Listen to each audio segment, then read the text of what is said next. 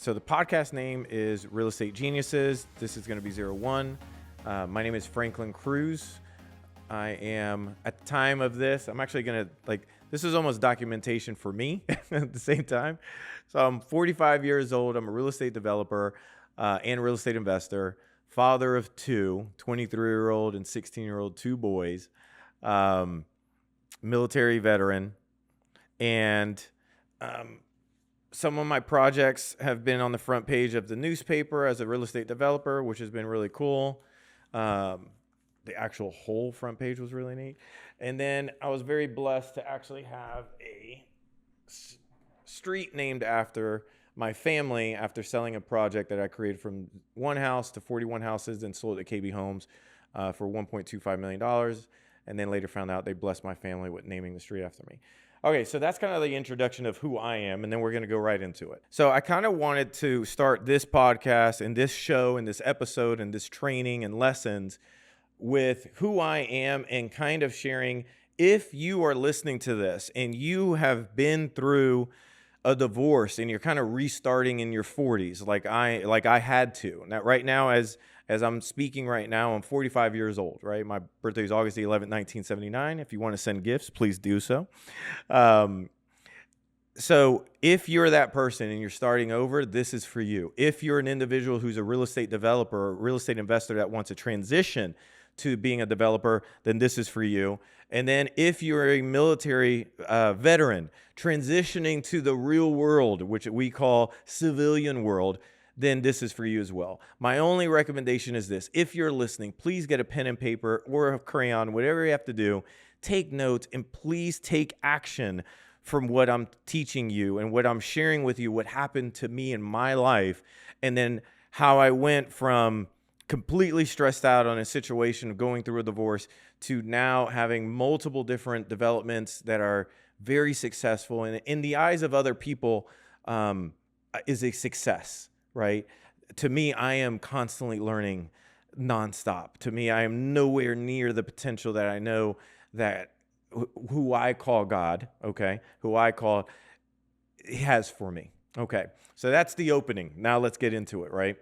So a little bit going backwards, and then I'm going to go forward, right? And then at the same time, too, we're going to treat this like Joe Rogan style, right? So I have David, the camera guy, who is amazing. He's 23 years old, a go-getter, fantastic camera guy, and just a media genius because he's already doing this with other individuals and is very successful. He's going to be opening. He's going to have some questions as well. So if he chimes in and he's got a question, I'm going to answer it live, even during the podcast, even during the shows and everything else. So you may hear him, but you may never see him. Just like I don't even know what the guy Jamie looks like on Joe Rogan if you ever watch Joe Rogan. All right, so I kind of want to share with you lessons that I learned in 2020. Now, taking it back, I was married for almost 15 years, okay?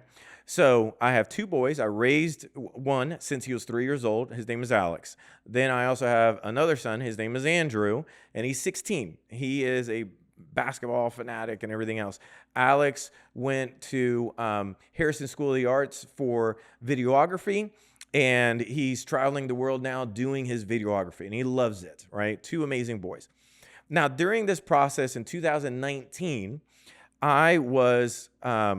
we just finished having an incredible year, me and my then wife at that time. Her name was Bridget.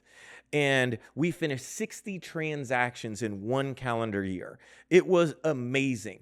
Everything that I was training on was actually working. Now, remind me, I've been a real estate investor for almost 15 years. Actually, now it's been 20 years, but 15 years at that time.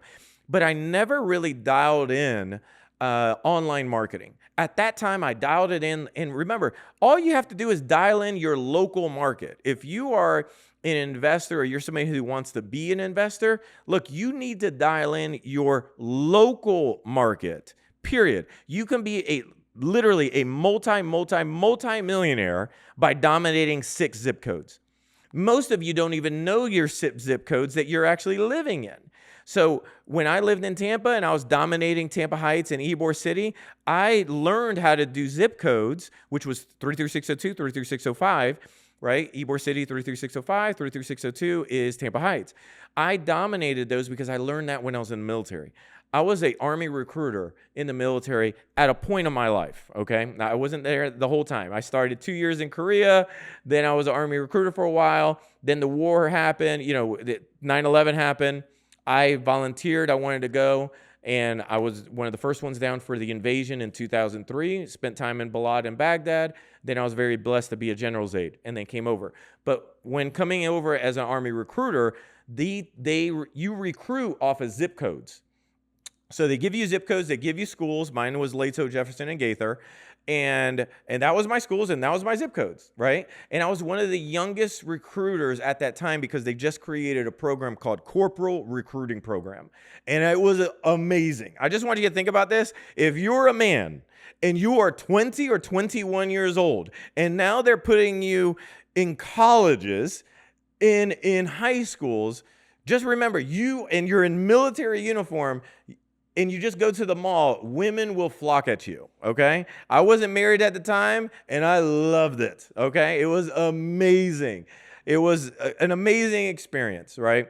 I always say it was very funny in the recruiting station. I was the only single guy that actually had a legitimate girlfriend. Everybody else was married that had girlfriends. Yeah, wait for that one. You'll get it in a second. So anyway, so I go back to the zip codes, right? So I learned it from recruiting. Then I started putting it into my real estate market. And then I started dialing it in when it came down to investing and getting deals. And that worked just because you could hone in and get laser focused. And that 1 year in 2019, we freaking killed it. We did amazing. And I'm a huge believer in just helping sellers figure out their problems. Number one thing, and you could write this down, what is the goal for your seller? If you're in real estate, your seller or the client, what's their goal? Not your goal. Your goal is that and when you're young, you're like, I just want to make money, right? I just want to make as much as I can. I got it. I totally get it. I used to be the same way. And then you start getting older, you're just like, I don't know if that plan actually it doesn't work that well. But the plan that I learned is that if I just am there to help sellers, then everything else would work out. So I created the system, and it's real simple. I'll share it with you. Number one, I ask them, hey, what's your goal? They say, hey, this is my goal. I want to get out of the property. I want to sell the property. I want to make as much money as possible. Or I just inherited the property. Or I'm rehabbing the property. And I don't know what to do with it. What do I do? So when that occurred and that happened, I would say, okay, so now what's the facts? Now remember, if they're calling me, I'm setting them an appointment. So I would set up the appointment, see them face to face, and come up with a fast, slow, or creative solution for them. But first knowing what's your goal, what are you shooting for as a client, right? And then also, what's the facts? How much do you owe on the property? Do you have any money? Do you need to move? When do you need to move? What's going on with your family? Like all of these things I'm requesting because we have to come up with a solution together, me and you as the seller. So, and if you're a home seller and you like what I'm saying, just FYI, you can go to truefastoffer.com, and we do still purchase properties and land. Okay, so that's my little shameless plug, and we'll plug more of that, just FYI. So I would go into that, and we did extremely well. 60 transactions. We profit was amazing, and it was only a two-man show. It was just me and my wife, and that was it. And I loved it because I always had a vision that I wanted to work with my wife. I wanted to work with her. And the main reason why is because when I was younger, when I was 10 years old, my mother passed away giving birth to my baby brother. So I'm winning the baseball tournament, and literally everybody's flipping out. I just got the MVP of the entire tournament at playing first base. I'm left-handed. Shout out to all the left-handers. You guys are number one. And so when that happened, they say, hey, you need to go to the hospital. Your brother is born. I'm thinking this is amazing. I've got a baby brother I could beat up on because I never had one before. I'm 10. I come over, and then they say, hey, everybody's crying. I'm like, oh, my God, what happened to my brother? And they say my mom passed. So when that happened, immediately my life transformed, and it still has never been the same. I still honor her in my office. She's in different locations in the office. Her food stamp card is still here because it reminds me of where we came from. right? And so I talk about my mom and bringing it forward and talking about my wife is because in my head, I was like, man, how cool would it have been if my dad would have had more time with my mom? How cool would it have been if we had money that we could have went on vacations that I remember, right? She loved putt-putt, so I still do a lot of putt-putt now. So it's like little things. What if we had these things? I could have spent more time and had more memories with her, right? And so that I took that all, I still believe in that, right? And so I wanted to always work with my wife, and we made that choice. And even though it was some ups and downs, and I learned a lot from it, at that time, for some reason, when we were doing the 60 transactions, things started going a little bit sideways. And what I mean is I was in charge of marketing and sales. She was in charge of the operation side, and she was a broker. So we both had our roles and responsibility. But for some reason, there came a point that some kind of competition came up.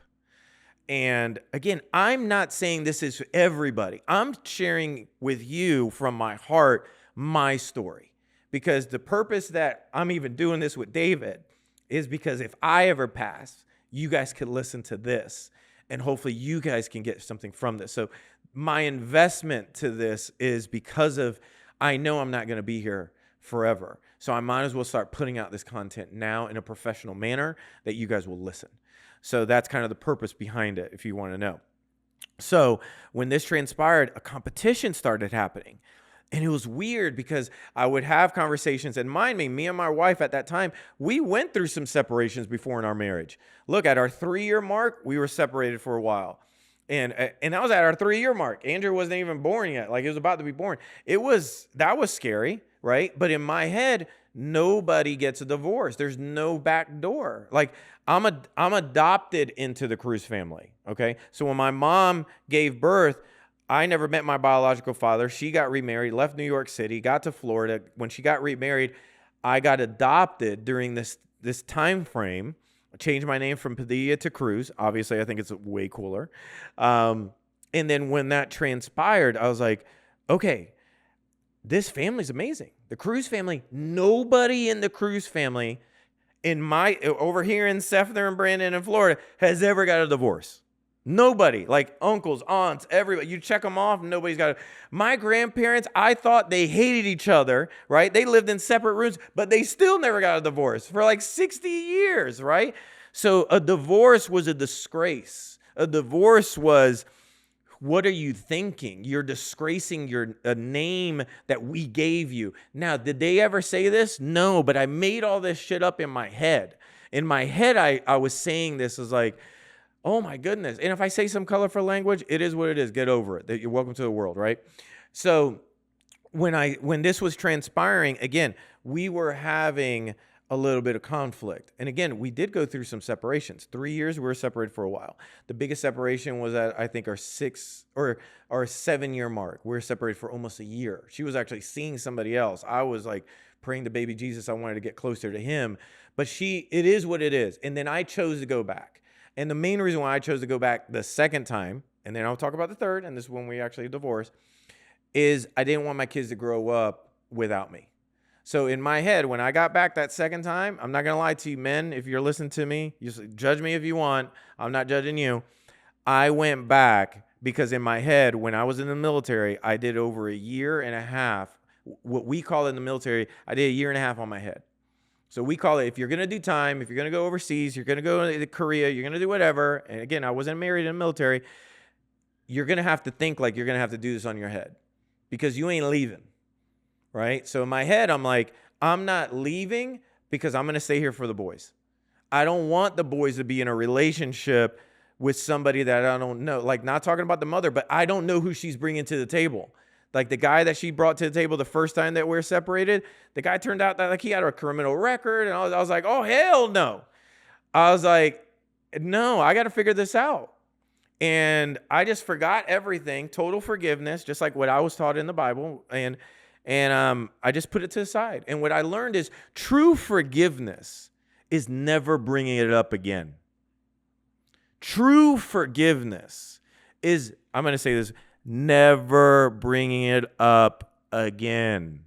It's not, hey, I forgive you. No, I look at it like this. Number one, when you forgive somebody, I do ask them a question. What did you learn from this, and what changes are you making? How are you transforming that this doesn't happen again? Period. Just like if you don't make your bed, if you know, my kids, they don't make their bed.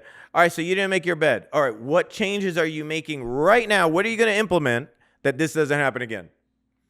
If they don't say, hey, I'm going to put my alarm a little bit earlier, or I'm going to have an alarm to go to bed, right? These are things, or I'm not going to have, like, they're not supposed to have their phone. So how the hell they're having their phone, right? Like little things. What are you doing that's going to transform that you don't do it again? Period. Because if you don't transform it, guess what? You're going to keep repeating the same issues. Period. That is a law that the universe has created, and whatever God you believe created that law. Because what I discovered is if you don't learn, life is like grade school, okay? It's so simple but so complex. But it is true, and I've tested it and I've documented. Like, if you're looking at this, like, I document hugely. I track every 30 minutes of my day to always see how am I improving. I always go by, hey, I created this planner because I couldn't find one that did what I wanted. Like, what are the lessons I'm learning today? What are the big wins? What are my goals? What am I missing? I just want to improve as a human for me. For me. Because I know at 10 years old, I discovered that life is not what I thought it was before 10. I didn't know people died. I didn't know what that meant. As a 10-year-old, you don't know what that means. In your head, you're just like, everybody lives forever, right? Like, because you don't have anybody close to you that just goes away. And then when that hit me, my whole life, I was like, man, time is short. And I don't even know if you're promised tomorrow. And you're not, right? So again, going back to true forgiveness is never bringing it up again. So when the second time we got back together, I never brought it up again. I never brought up what she did or I did, whatever. I didn't care. Look, if you're married, this ain't no scorecard. You're not having a scorecard saying, hey, you got 0, I got 1. Okay, check this off. Now tomorrow we're going to do this all over again. No, you're a team, period. You are a team. You chose to be a team. It's team Franklin, team whatever, right? Period. There is no, hey, I'm on my side and you're on your side. Look, if your wife or your significant other or your girlfriend, if you guys are competing, stop the relationship, move on. Because I promise you, it's going to be a painful, very painful relationship. Because nothing hurts worse than having somebody that you love and they don't love you back. Somebody who's competing with you, I hate to tell you, they don't love you. That's something else going on. That's not about you. It's not your fault. I just want to give you a heads up. I truly believe that God creates teachers. And these teachers are life experiences. And if you don't learn, again, going back to grade school, if you don't learn, what happens if you don't learn in first grade? What happens? You stay in first grade, right? You stay in first grade. But what happens if you learn? So you go from first grade. Now, you could be in Excel. You could be amazing. You can go from first grade, skip all the way, go to third grade because you're doing great. You actually learned. Or you can go to the stepping stools. 1, 2, 3, 4, 5, right? You're learning. Great. Real estate does the same thing. I'm always documenting. How am I learning? I'm always doing my best to do case studies on my own deals because I know the faster I learn, the faster I'm not going to make that mistake again, and I'm going to keep on increasing. You know why? Because the way that it works, what I learned was if you can actually learn from over here, you're going to excel. You know why? Because if you show that you are being responsible with the small, you'll get the big.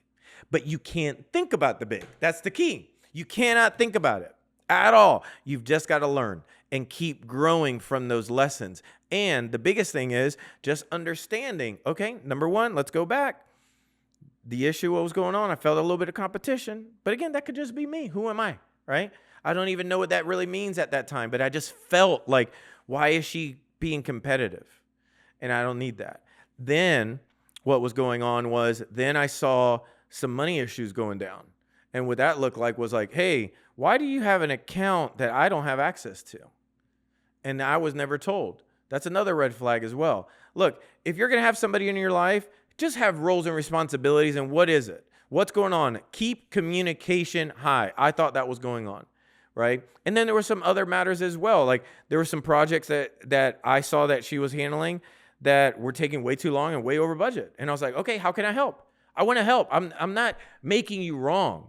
If you're in the make wrong conversation or in a make wrong world with your significant other or your partner, just FYI, doesn't have to even be married, just like your business partner. If you want to constantly make somebody wrong and not actually have data behind it, and then that person kills their ego, like, man, you're right. I got to get better. I didn't even notice that. Thanks so much for bringing this up. You should be on. Elon Musk says it best. He says a thought out critique of your product or whatever you're doing, a thought out critique is more valuable than gold. That's literally his quote. A thought out critique is more valuable than gold, because it's true, because they're looking at something that may be a blind spot for you, right? And if you have a blind spot and somebody else brings it up, perfect. Now you're cooking. Now you're moving forward in a good direction. So when this transpired with me and, again, my wife at the time, I was like, okay, I'm bringing this up. I'm saying, where can I help? I saw it was an accounting issue. She was overwhelmed. She had a lot of stuff going on, and she's overwhelmed. She's got all these clients. No problem. So we brought in an outside accountant as well. That was actually her stepdad, right? And he did an amazing job. He saw things that we could improve. How can we get better? We're growing slowly. We wanted to bring on an assistant. It was going on. It was going amazing, right? But then what I saw was being a little bit combative of, hey, I'm bringing somebody here to assist, but she didn't take it that way. And probably I was communicating it wrong. Probably it's completely on me. And that's fine as well. I'm just in my head, just trying to figure this out. And in my head, we don't have a back door. We did marriage boot camps. I did a 3.5-year program with Landmark Education on just personal development. Like there's so many things I was working on nonstop that I'm so appreciative that she allowed me the time to work on. And then we did things together. So now let's go back. It's now December of 2019. December of 2019 hits, and I'll never forget, it was December 3rd, 2019. I had accounting paperwork in my car. And at the time, in October, we just bought matching Tesla Model X's, right? She had a white one, I had a black one, obviously, right? I love Batman and Knight Rider. Shout out to everybody who loves Knight Rider. And so when this transpired, I'm like, man, we're doing great. Like, dude, we took a picture, like we're at hip hop parade. She's got her car, I got my car. Both of the wings are up. Like, it's amazing. And so then in December 3rd, I put the accounting paperwork in there, and then I leave to meet the accountant, and then I look in the back and the papers are gone. And I was like, damn, where are the papers at? I go inside, try to have the conversation. Then that go from one thing to another. And I'm just like, I got to leave. And literally, what happened was she got extremely pissed off. I wasn't happy as well. And I have to take the boys to school at 6:30 in the morning. And from that experience, I left the house. And because I already knew, I felt in my spirit, and again, this is me. This is just me. I felt that this was it. Because it's been months. This was like months in the making. Just FYI, when somebody is leaving you, it ain't from that one event. This has been months in the making. You're the one that just has possibly missed it, right? And you think of like, oh, what just happened? It's just, no, it's not. This was like a ton of stuff bulled up. And then it was like, all right, we're like, I've got to make a stand. And the way I thought it through was my son, Alex, and we needed time apart. I didn't say divorce at that time. We needed just time apart. My son at the time, my oldest, was about to graduate high school, and my youngest was only 10 years old, okay? And so in my head, and I just turned 40 at that time, okay? So I just turned 40 in August. This is December. All this has transpired, and I just moved across the street at the neighbor's house. Brad, he had a big old house, and he he went through a divorce. It was super nasty, but he had this big old house with a whole bunch of rooms. And I was like, I'm just going to go across the street, and we'll just talk. Right. We can't sleep in the same bed together. Like, this is not going to work. And so what happened was, through that time frame, probably about a month later, she chose to have a divorce. And she sent me the paperwork. It was December 30th. I'll never forget it. It was December. I was staying then at a hotel. So it was December 31st. I got it New Year's Day, or December 31st. I got it of 2019. So I got served that day. And I was flabbergasted because just not even earlier, she's texting me like, hey, we could work it out. We can make it all work. And so I'm like, what? What just happened? So mind me, now we're in business together. So when this transpired, just imagine, we have tons of rehabs going. We have clientele together. We have private money investors together. All this is going on. And this is a lot on me. This is a lot of I wouldn't say just stress. Yeah, I would say stress. I was definitely stressed. I would say that. But it's like, what am I going to do moving forward? What does that look like? And I started to have to make a lot of changes. And a lot of it wasn't right. So in a sense of, I had to start a new LLC, start a new bank account. I didn't have access to my kids the way I wanted at that time. And then I started to have to go through my own mental discoveries. Like, this was, just imagine, in this period, okay? And what happened also, she filed what they call an injunction against me. Now, there's what they call real injunctions, meaning, hey, if a woman is scared for her life, like something happens, and they file an injunction, I understand. But if a woman says, hey, I am scared, but I haven't seen him in 2 weeks, that's not really, you're doing it for another reason. That's not, what are you scared about? There's nothing physically that's happened yet. We haven't even talked. We haven't seen each other, nothing. So that transpired. What that happened was that kicked me out of my neighbor's house. So I had to be 500 feet away from him. When that transpired, then at the same time too, this was during Christmas, I couldn't see my kids for over 50 days. I couldn't see them.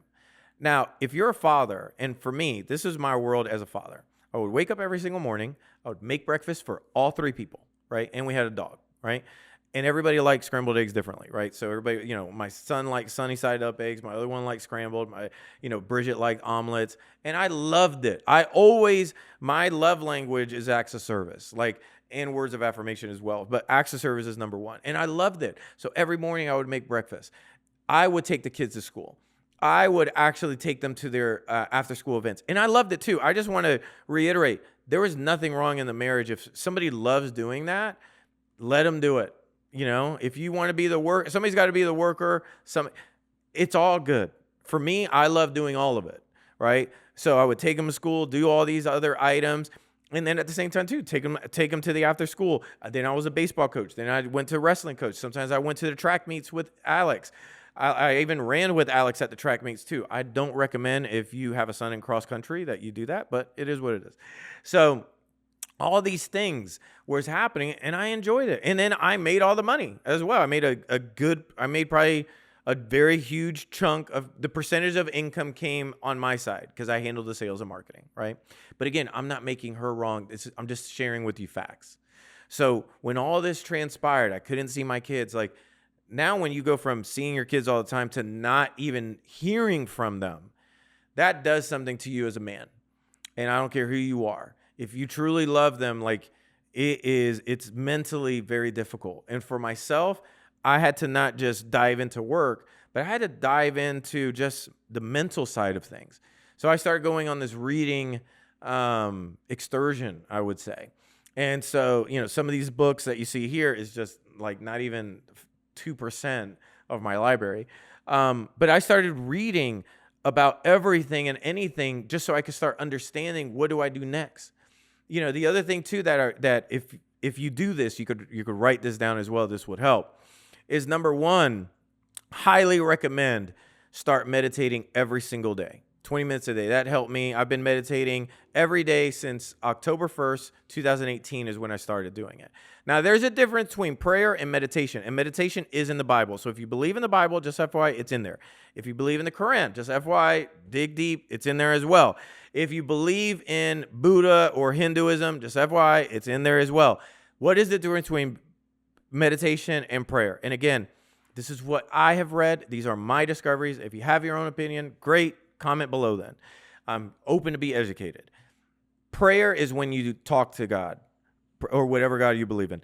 Prayer is when you're having that direct conversation for a direct item that you're requesting from him.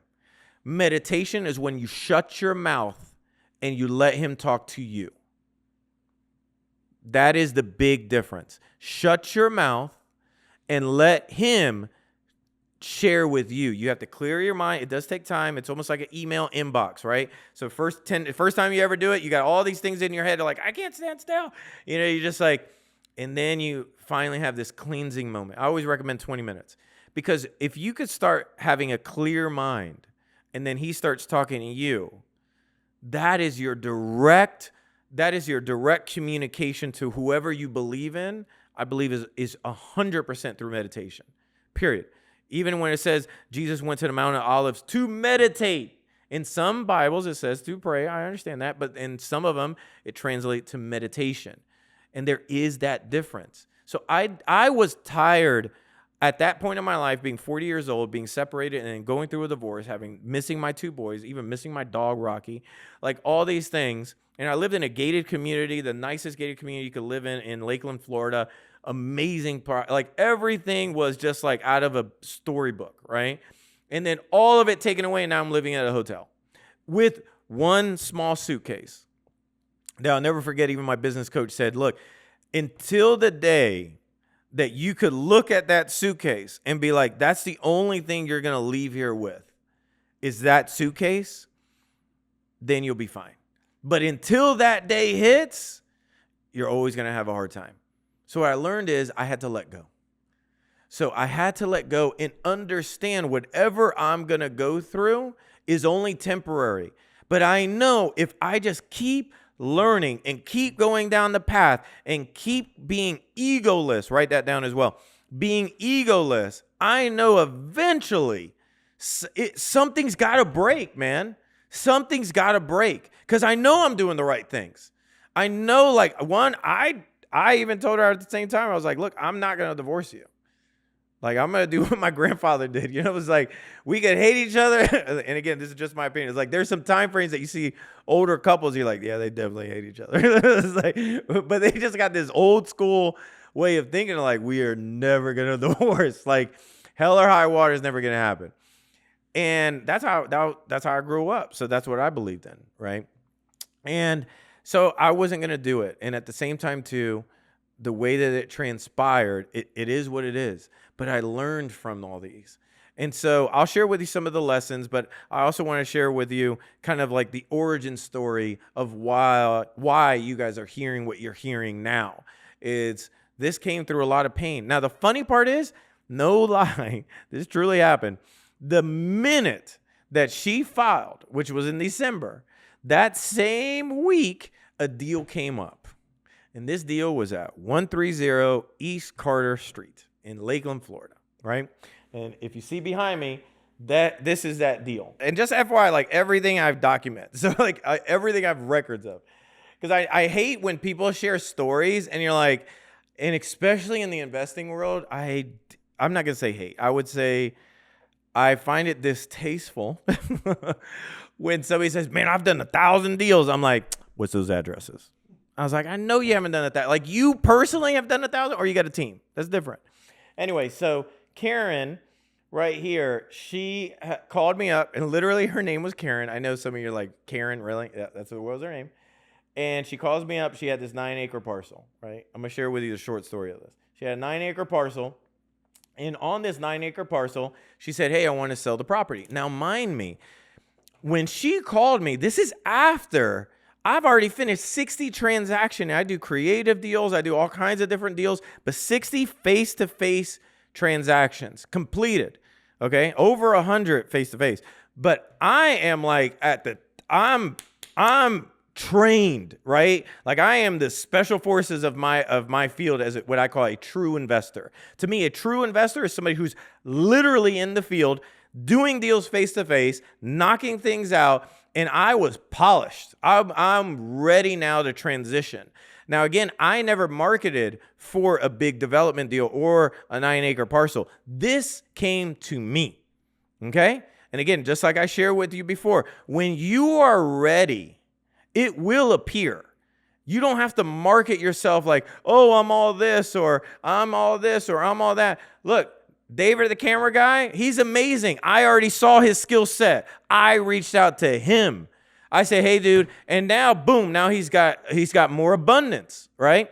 Same with me. She reached out to me.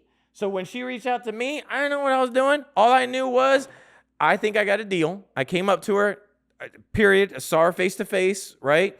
When I met with her, again, before I even met with her, I said, hey, do you really want to sell the property? She said $650,000. She told me right off the rip, hey, I'm willing to hold a note. I was like, all right, cool. Right off the rip, I already know she's down for a creative deal. But I got to make sure does the numbers even work? I don't even know. All I know, it's in a pretty good area. Right when I turn the corner, I see this new Walmart. Later on, I learned these new words in development. Just FYI, like if you transition to development, you start learning like a new language. It's kind of like learning Chinese. You don't even know what some of these damn words mean, but they mean something, right? So if you have a big box store next to something that you're doing, that's called an anchor store, okay? It's not a store that sells anchors, okay? I actually thought it was a store that sold anchors in the very beginning, but it wasn't. It's actually like Walmart or Starbucks or Target or whatever. That means it's a great national brand that has planted itself in that location, meaning everything else in that location is going to start doing extremely well if it hasn't already, because they do their research. Just like every Publix supermarket, they only open if there's 5,000 people that live in that location. So that's their radius. Every 5,000 people, public store. Every 5,000 people, public store. Okay? So now we fast forward. Now, again, I didn't know this in the very beginning. I just knew I got a deal.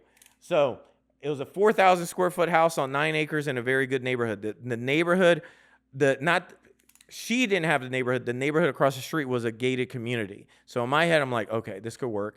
And it's the street is all houses, like normal houses. It wasn't like huge parcels of 9-acre houses. This is like normal 50 by 100s or 60 by 120.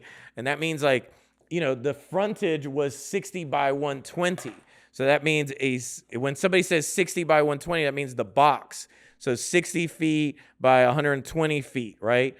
So, or 50 by 100. That's the normal house in a subdivision. That's kind of what it looks like, give or take, right? So she does that.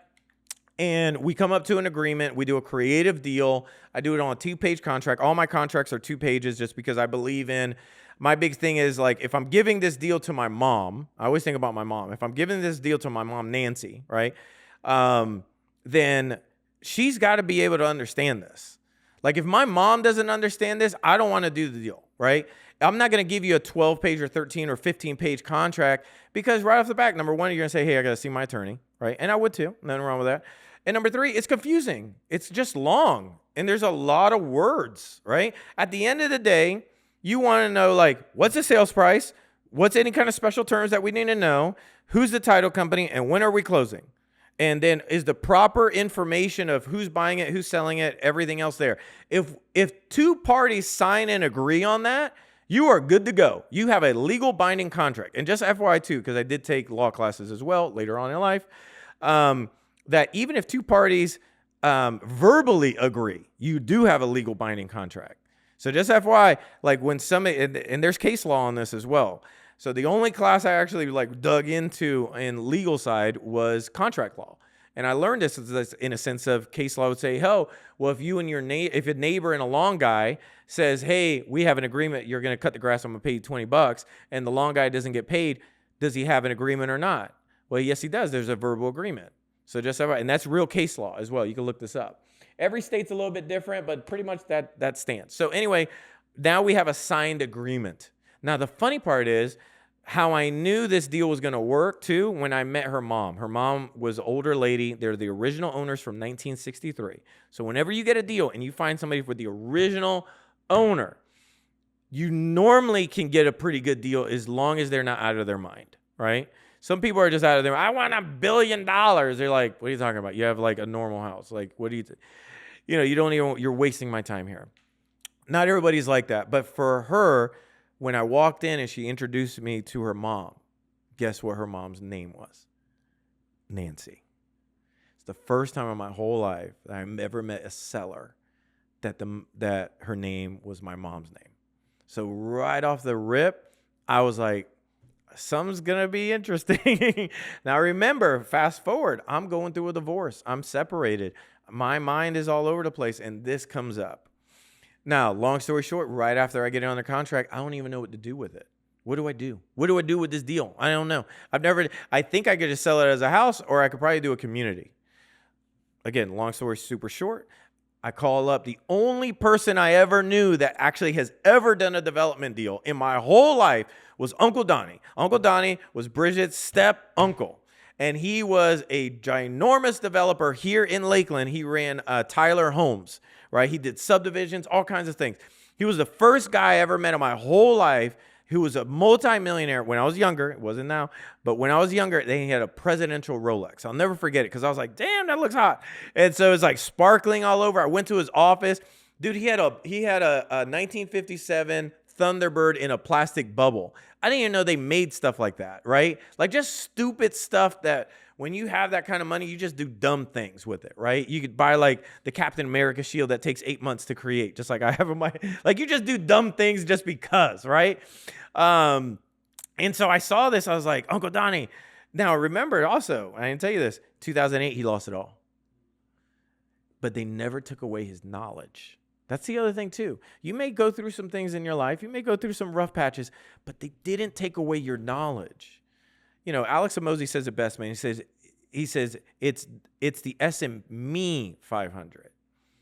And it's so true. Every time you invest in yourself in education or consulting, you're going to get it 100 times over if you take it serious. If you're taking notes, if you're actually like, dude, I've got to learn from this guy. If you're like, and you know what it feels like to like, hey, dude, I got to learn. Like I'm writing down notes, right? I'm a huge like physical note taker. I love taking notes because I want to study it. Hey, where did I mess up? Where did I do that? Da, da, da. So I call Uncle Donnie. I say, hey, Uncle Donnie, I got this deal. I don't know what to do with it. I've never done a development deal before. I think I may have something. Can we meet? He said, look, man, meet me at Marco's Pizza. Give me 2 Cokes. Give me 2 pizzas and a Coke, and we'll talk. I said, done, son. So I go over there. I meet him at Marco's Pizza, give him the two pizzas and a Coke, and he starts talking. I said, give me 1 second. Let me record this. I record it, and I start taking notes. He says, look, the first thing you got to do is you got to find a civil engineer, and then you got to get a topo boundary tree survey, and then you got to get a geotech. Right off the, I don't know what he's saying. This is like foreign language to me, especially when he says civil engineer. I'm thinking in my head, I got to hire an attorney. I don't know a civil engineer is a civil engineer, all right? And actually is somebody who specializes in helping you get a conceptual plan and an idea of what is possible. I didn't know these words. This is the first time I'm hearing these words in my life, right? So I'm hearing these new words in my head. I'm now scared because I'm like, damn, I already have to hire an attorney for a divorce. Now I got to hire another attorney for this. I don't want to hire an attorney. But he's like, no, it's not that kind of, it's not an attorney. So he walks me through it. Then he's like, look, you got to meet with Kimley and Horn. Kimley and Horn is a civil engineer company. They call it Kimley and Horn. If you meet with this company, they can help you through, right? So I meet with them. Immediately when I meet with Kimley and Horn, they say, look, I think you could do 25 houses.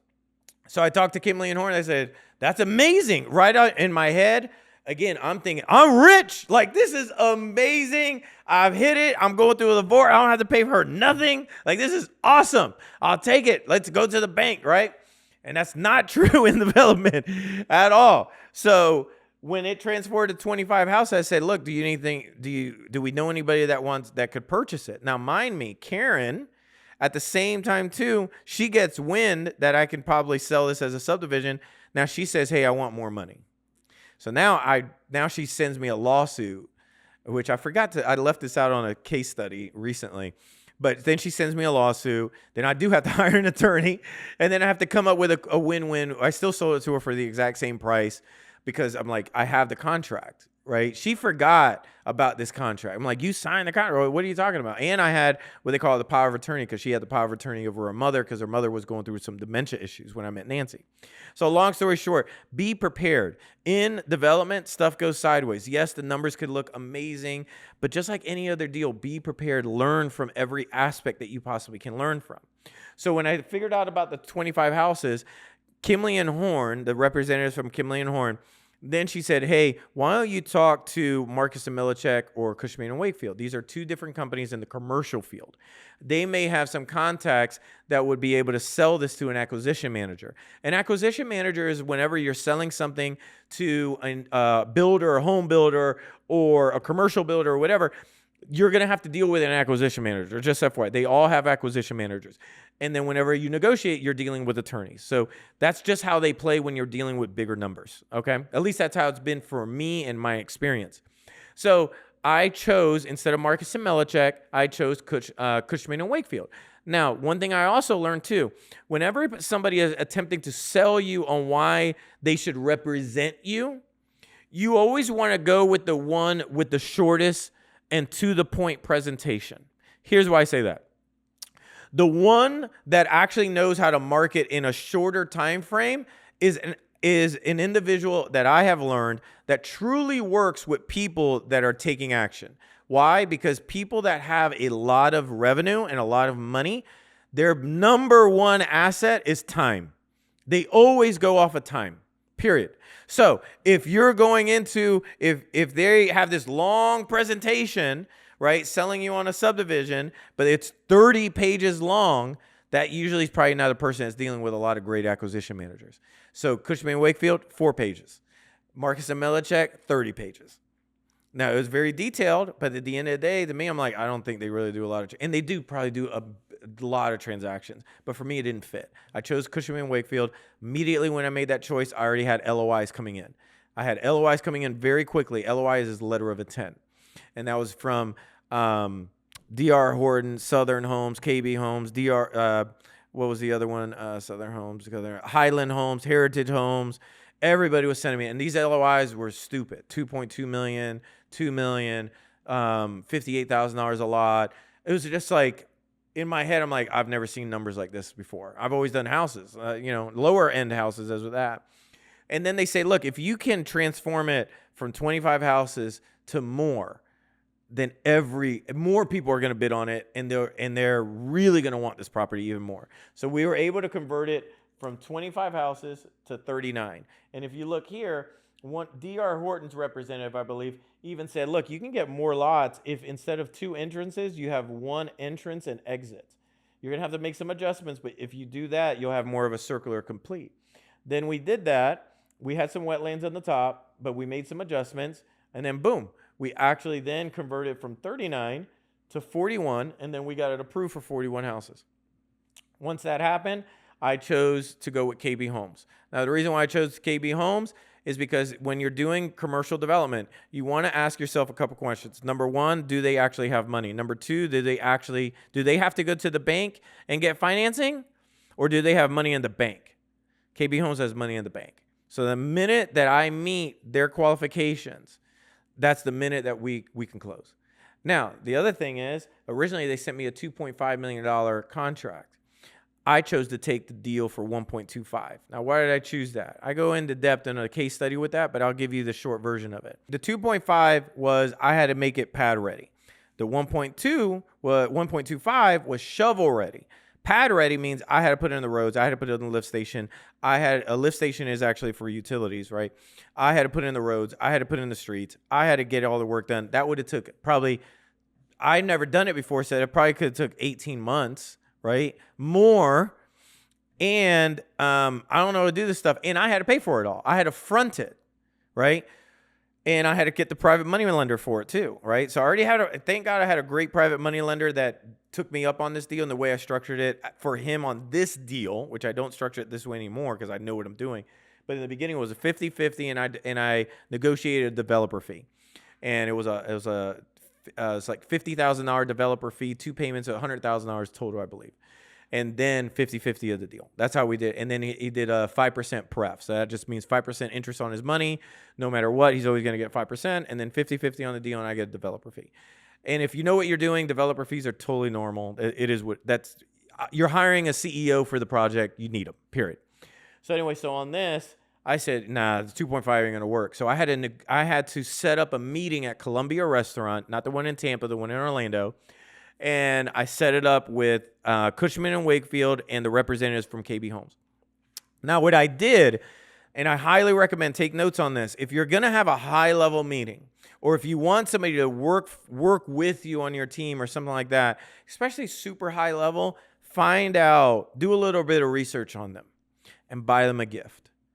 I bought Paul a sound speaker that he went to FSU, so it was a FSU branded sound speaker for his golf clubs. I found out he played golf.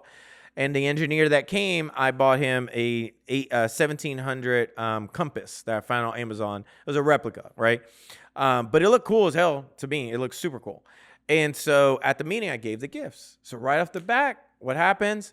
There's openness. There's like, oh, this is really cool. I learned that when I was in the military too, when I started meeting princes and whatnot. So when I had the conversation, Paul, the acquisition manager, did not want to share with me. I said, look, do you guys want this deal or not? That's another thing that you could ask when you're negotiating. Do you want this or not? Yes or no? If they don't, then we don't need to really further the conversation. I'm not here to convince you of this deal, right? He said, yes, we do want the deal. I said, perfect. So look, the 2.5 with shovel ready is not going to work, man. I don't know what I'm doing. I want to do a net deal. Okay, just net. When we finish the approvals and entitlements, that means basically getting it shovel ready, doing all the paperwork to get it shovel ready, go through the entire process of rezoning. When we have it shovel ready, that means I get it to the point all the paperwork is done that now you can put a shovel in the ground, or some people call it engineered lots. I think shovel ready is way more appropriate. Then we close. Then we'll close in 30 days or less, right? So my big thing now is we've got to come up with a number that makes sense. Paul didn't want to give me the number. The engineer accidentally did. So I asked the engineer who was there.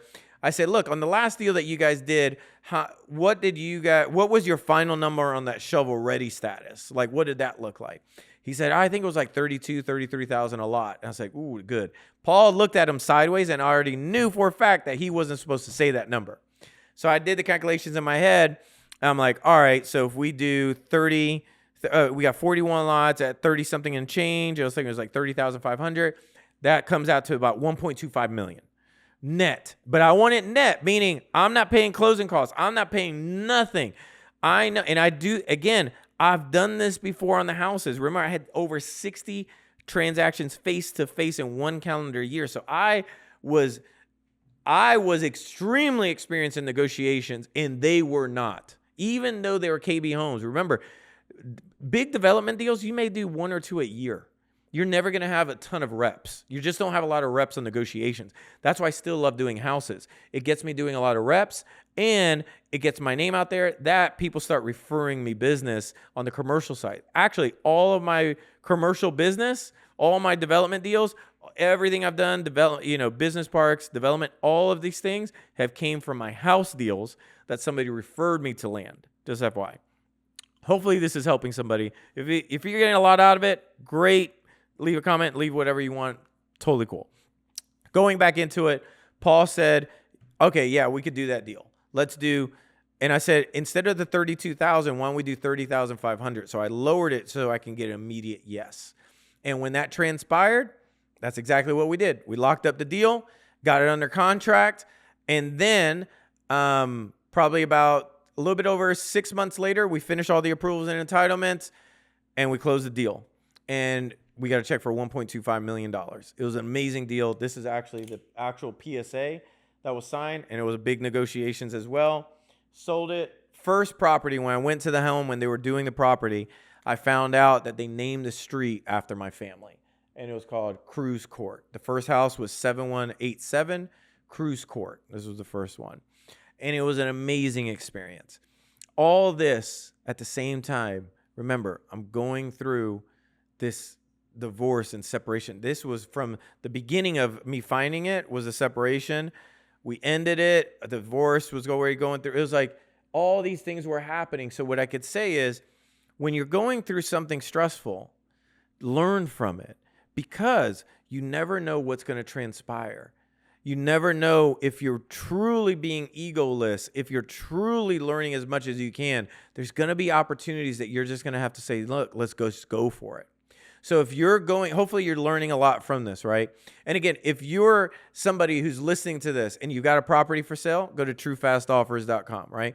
If you're somebody who's listening to this and you're like, Franklin, I really want to get in development, man. I would love to learn from you. I've got a True Investors Academy. I meet with my developers or my soon-to-be developers. You guys are in training. I meet with you guys every Tuesday and Thursday, and you have email access to me, and we go over your deals. That's trueinvestors.com. Or you can find me on social media. Let me know what deals you're working on. I'm not here to be cheap, but at the same time, too, you're going to get what you want. So that's my shameless plug right there. I'm going to end it also with somebody who's going through that separation, divorce, or that 40-year, you're 40 years old, you're transitioning to something that you're like, I don't even know what's going on. What I would say this, number one, what I've learned, and I kind of wrote a cheat sheet here, is if you're going through this, you got to learn, the first thing is look at a suitcase, small suitcase, pack it. We call it go bags in the military. And understand that if that's the only thing you leave with in this relationship, that you're going to be fine. Look, all you need is, do you have a vehicle? And if you don't, do you have access to a vehicle? Do you have a place to put your head? Do you have basic clothes, 7 days a week of underwear, socks, basic items? And can you afford food? Or do you have access to food? You just need the basic essentials when you're restarting. All it is an upgrade. Sometimes, you ever upgrade your computer and it literally takes like a full day to upgrade completely? Well, just remember, and it upgrades. It's a complete upgrade. Or if you have a Tesla, it does an over-the-air upgrade, right? Consider that that's what's going on right now. You're just going through an upgrade process, and it's going to take some time. That's fine, but you will be better. So look at what you have. Assess your current assets, what you have. Your body works, your hands work, your feet work, you could read, you could see, whatever you have, go through it. Also, if you choose to go the route, if it's you or the other party is saying, hey, we're going to have to separate, write down a list of what you could remember is what are the assets that you guys have. Because at the end of the day, the way the courts treat it, it's really a business partnership. I hate to say it. It sounds horrible, but that's what happens in court. It literally, I hate even the way they word it in court when you're going through a divorce, because it says, for example, it says Bridget, blah, blah, blah, VS, your name, Franklin Cruz. They set you up to fight. They set it up. It literally says, read any divorce, I got it here. It says the person's name, VS, you. What is that? A fight. Check out UFC right now. It says, hey, this at John Jones versus X. Conor McGregor, even though he's not fighting right now, versus X. Right? So it's setting you up. And then the attorney's like, oh, don't talk to each other. Look, I would say communicate. If you guys have kids together, just talk it through. And at the end of the day, whatever. It's just stuff. If you truly believe that there is there's something greater out there, what you're reading, whatever you read, if you're reading the Bible, whatever you believe in, if you believe in this, then none of this materialistic stuff matters. Who cares? Who cares about the clothes? Who cares about the TV? Who cares about the sofa? Who cares about the bed? Who cares? Who cares? Just upgrade and go on. Oh, you don't understand. They did this to me. They did that to me. Who cares? Are you 5? Are you 5 years old? Are you 5? I love that, I forget the comedian that says, the guy's like, oh man, it's such a bad day. And he says, but are you dead? But are you dead? Are you dead? No, I'm not dead. All right, then who cares? It doesn't matter. What matters is, at the end of the day, you're going through your journey. This life is your journey. Nobody is coming to save you. Period. There's no physical person coming down and say, I got you, son. Right? It doesn't doesn't happen. Sorry. I've been documenting it. Doesn't happen. But There are items and things that come into your life that you had no idea how it happened. And usually it always comes when you're not even thinking about it. I was not thinking about this deal. This was not a thought at all. And then in the middle of this, another deal came up that I didn't talk about. This is another conversation. And then another deal came up, and another deal came up, and another deal came up. Like all these deals started coming up. True story, I dreamt and I thought about, no exaggeration, calling Paul from KB Homes and saying, Paul, do you think we could put in the contract that I can get my name as the street? I thought about it. I swear to you, I thought about it. But I never acted on it because I knew that was my ego. And I know that I have to control that. And I never asked. I never asked for it. I never, not once, asked.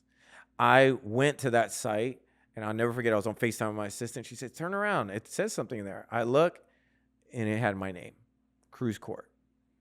And you couldn't get any better because I didn't ask for it. It happened organically. Just like when I was doing this project that we're building these butterfly roof homes and all these cool things that we're doing, my dream in life was like, dude, how cool would it be that one day you can have a street named after you? Again, this is me ego talking. This is not like me asking for it. I would do it. But how cool you could be on the newspaper or this or that? Like, how cool would that be? I didn't ask to be on the front page of the newspaper.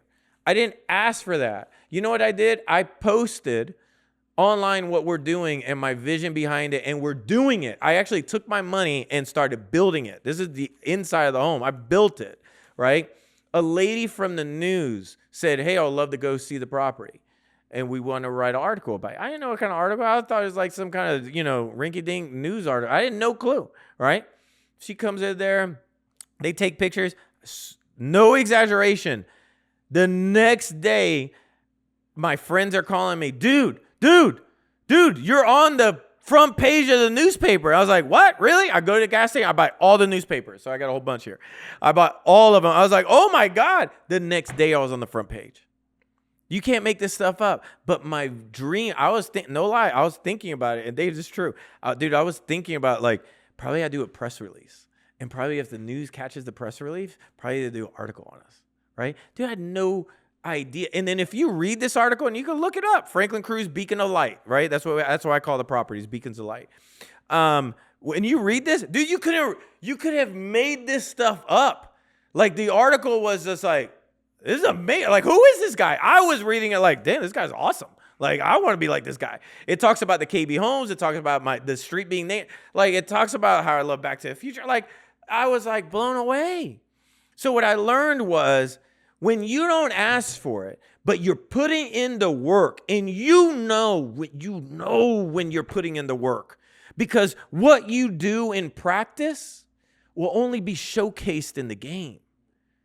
So whatever you do in that darkness, look, in my office, and David can attest, I blacked out all the windows. There's whiteboards here, or my favorite American flag of all time, which is the black American flag. You want to know what you want to know? So my favorite American flag is the black one. You got the normal one behind us, and you got the black one. The black one, just FYI, the reason why it's my favorite, because when I was going through everything I was going through, I needed to surround myself by things that would motivate me personally. And the black American flag, when I read about it, it was one of the most it was so motivational that's my favorite flag. And what it means is no quarter. So no quarter means if you see if you see a white flag in war, that means I surrender, right? You know what no quarter or the black one means? The black one means I'm going to die. I believe in this so much that I am going to die. So you might as well freaking fight for everything you got, because I will not quit. I am not throwing the white flag out. I am ready to meet my maker. Here is the black flag. There is no quarter. There is no quit. So let's go. It's me and you. But I know I have no problem dying. When I went to the Middle East, when I was in war, I knew that. I wanted to fight for this country. I love this country. I still do. It's never changed. But I knew if I die, I die. That's me. Everybody's made differently. So that's a reminder to me of like, you know what this means. You got to create a cave. And I created my miniature bat cave here, right? And so I'm not going to quit. I'm never going to quit. And anybody who knows me knows like I'm just going to keep going. And I may be pushed down. Look, I know how it feels to be over 40 with $140 in your bank account, not knowing how the next deal is going to come. And literally the next day you get a wire for 50 grand out of nowhere from another deal. I know that feeling. I know how it is not to see your kids. I know that feeling to like my 18-year-old, no exaggeration, when he turned 18, at 19 years old, for some reason he chose not to have a conversation with me. It's been 4 years. I haven't talked to him. Love him. Love him to death. Don't judge him. But what am I going to do? All I could do is, am I committed or attached? Commitment means you're committed to what you believe you're chosen to do. I believed when I was going through this, the Creator showed me, and just FYI, in the Bible it talks about the Creator, just FYI, no correction here. So he said, hey, what's the meaning of your name? I was like, I don't know the meaning of my name. And then I found out the meaning of my name, what Franklin actually means, is landowner. When I figured that out, I was like, oh, snap. I think this is what I'm meant to be. Like, I think this is literally what I'm meant to be. And land started coming to me. I didn't chase the land. The land came to me.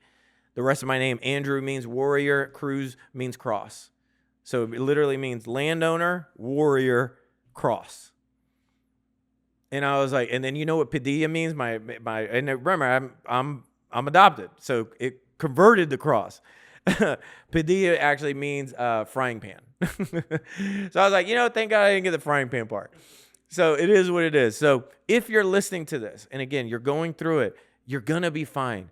Just take your breath, start the meditation, start journaling every day, get your health and fitness, get your fitness in every day, an hour a day or 10,000 steps. Look at the surroundings. If you have to hire an attorney, I know it is what it is, man. Just do your research. Find somebody who's reasonable. Don't find somebody who wants to fight. So if you can communicate with your ex, just communicate and be committed and not attached. Don't get all attached by, oh, she said this, she said that. And, you know what the number one killer is in America is? And it's not what you think. It's not suicide. It's not opioids. It's not peanut butter nuts, right? It's not murder. You know what the number one killer that I discovered, and this is my discovery? Assumptions. You assume this person said something, so somebody kills somebody because of that. You assume that this person's doing something, that person kills themselves. You assume X is going on, and then something bad happens. Well, I learned when you add up all of the deaths that are happening from assumption, 90%, or they say in jail right now, 90% are men. And most of them, they said I think it was like 90% or some ridiculous, it was like 80%, some ridiculous stat, is because they made a 60-second decision, which typically is an assumption. So when I figured that out, that's a true stat. It's just like FYI, like it's usually because they weren't even thinking. They literally just, I got to act. Instead of take your time, dialogue. So I hope you got something out of this. I know this is probably long. It is what it is. And probably we'll have some long ones. Probably we'll have some short ones. We're going to cut this up. We're going to do whatever. Find me on social media if you can. If you got something out of this, share it. Share it. Share it with somebody. It will mean the world to me if you could share this conversation with somebody else. If you could just move this forward. Because I truly don't want anybody else to go through the pain that I went through. If you got to go through this lesson, I promise if you just don't quit, I promise if you document and take life serious like it's every day is a lesson and every day is a huge blessing. Every day you wake up, man, I got my legs. Even if you don't have your legs, I got one leg. Whatever you got, you're breathing. You got a chance and you'll make it work. If you live in America, trust me, this is easy because a lot of people don't even show up on time. If you don't live in America, it will get better. It will get better. But if you have that black flag in your head, no quarter, I'm not quitting. I'm going to keep going. You're going to make it. I'm living proof of that, right? Am I where I want to be? No, but I'm 10 times further than I ever thought I would be. I never even thought in a million years I would be a developer. That was not in the cards. I was very content where I was in a gated community, beautiful home, my dream car, at the time, my dream wife, beautiful kids. I even had a dog. I really didn't like the dog, but I had a dog, so it's like I had everything that I wanted, right? But sometimes life gets shifted, and there's nothing wrong with that. So thank you so much. It's been a huge pleasure, and we're going to continue this conversation. The podcast is Real Estate Geniuses. If you see this on top, YouTube, anything else that you guys are going to see, whatever. I'm always going to be the same guy. So we'll bring some guests. If you have any questions or you have other topics that you want to bring up, leave a comment below on some of the topics. Tell me what did you get out of this as well? We're going to cut this up and get some, different kind of, highlights of this as well. So whatever you see, forward it. As long as if you're getting something out of it, forward to somebody else. Be a blessing to somebody else. My name is Franklin Cruz. I'm out.